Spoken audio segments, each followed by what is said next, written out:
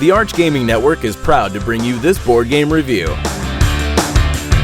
Now here's your host, Sean Smith. Hi, thanks for stopping by.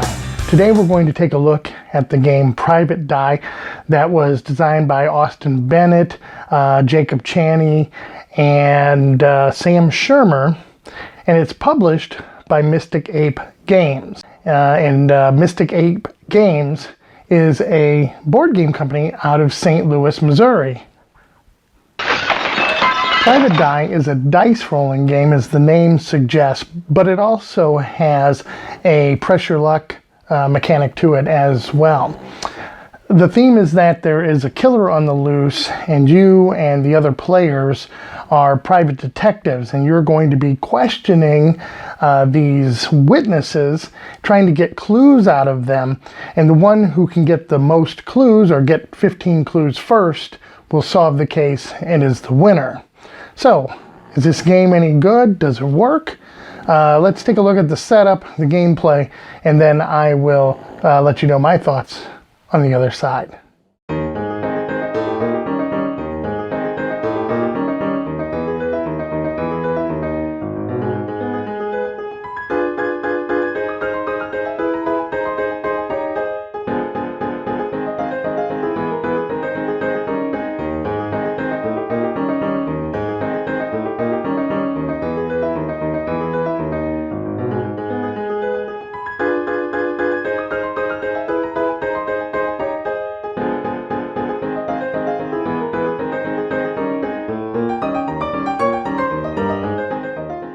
Okay, to set up the game is pretty straightforward. Each player, we're set up for a 3-player game. We get a set of 5 dice. You're then going to take these witness cards.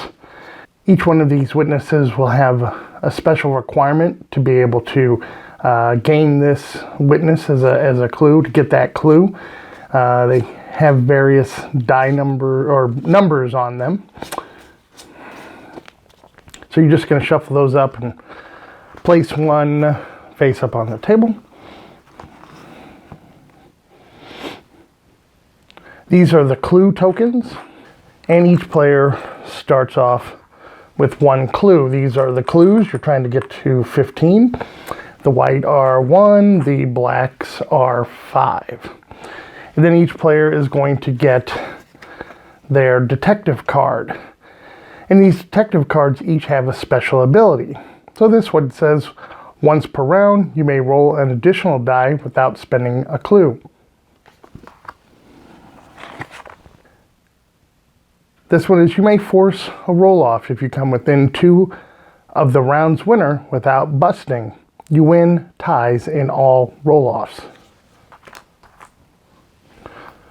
You also have a 10-sided die that'll go next to the witnesses. So let's clear this out a little bit. Show you how the game works. So let's talk about how a turn works. You're going to draw one of these witnesses. You're going to read their special requirement. This one says detectives may not use more than 3 dice, and it has a value of 7. Let's get this box out here to help a little bit. All right. So then you're going to take this die and roll it, and it is a 5. So you add the 7 to the 5 for a value of 12. Now, to be able to get the clue from this witness, you have to be the closest to 12 without going over. So the first person will take their dice, and they're going to decide how many dice they want to use to try and get to that number without going over. Now, my special ability here is once per round, I may roll an additional die without spending a clue. So I'm going to roll 2 dice to see how close I can get to 12. 6. That's probably not going to win.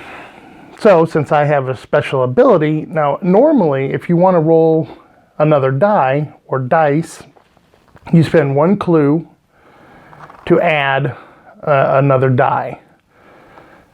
But my ability allows me to do that without spending a clue. So I'm going to go ahead and roll, and now I have a 7.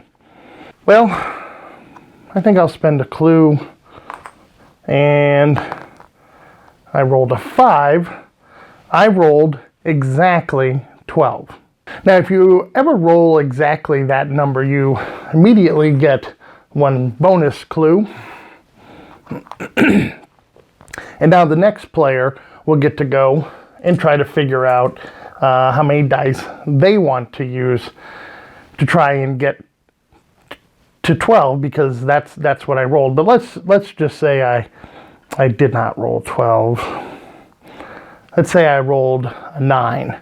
Now the next player will say, okay, I think I'll use 3 dice. Rolls them, and she rolled a 10. So she's going to stay on that 10.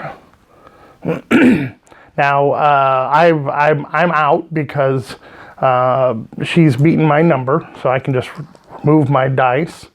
All right. And then the red player is going to decide. And he's going to take 3 dice.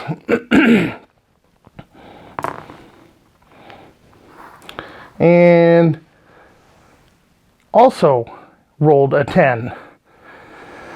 Now he has a decision. He can either roll another die to try and roll a 1 or a 2, which, you know, you'd spend a clue to be able to do that. And, oh, a 4.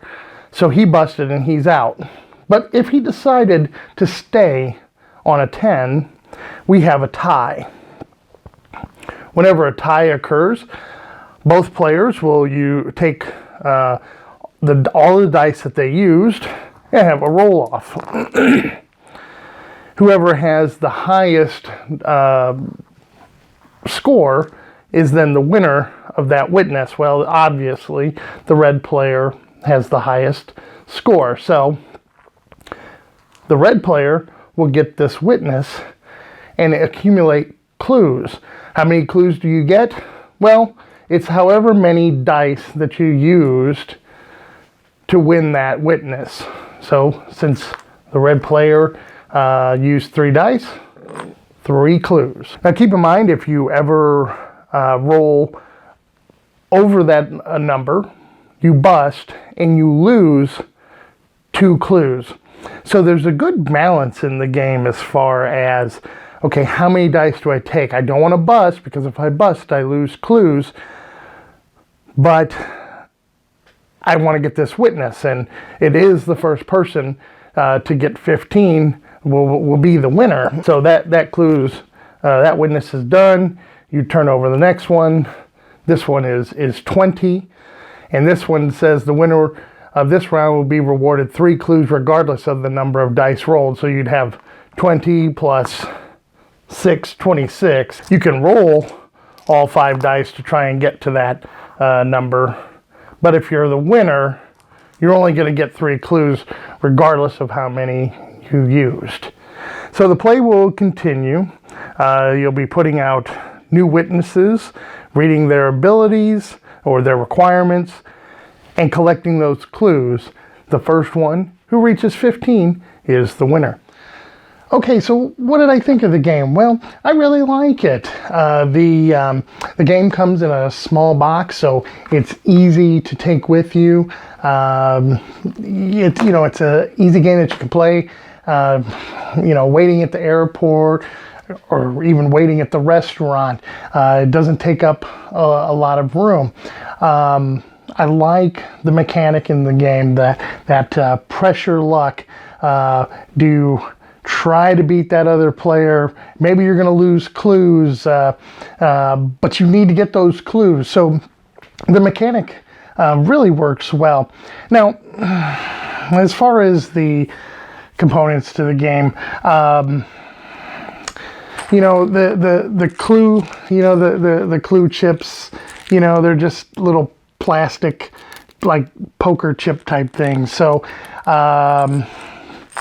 The cards, the dice are fine. They're small, and I understand why they needed to make them small, to fit everything into this box and to make it portable. So the dice are good. They're easy to read, good quality. Like I said, the poker chips, I wish I would have found something different with those. The cards have a nice Art Deco feel to them, but there really isn't any variety in the artwork on here. So I wish they would have maybe done a little more with the artwork. I do like the detective cards and the special abilities that they have. So components wise, not fantastic. Not terrible. The components are condensed, so you can fit them in that box and really just play this anywhere.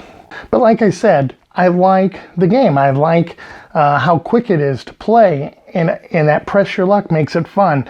The detective cards with their special abilities, when you have them, you're going to want somebody else's power, but they're going to want yours. They feel balanced, and they bring some uniqueness to the gameplay. The game also comes with some case cards, 5 case cards.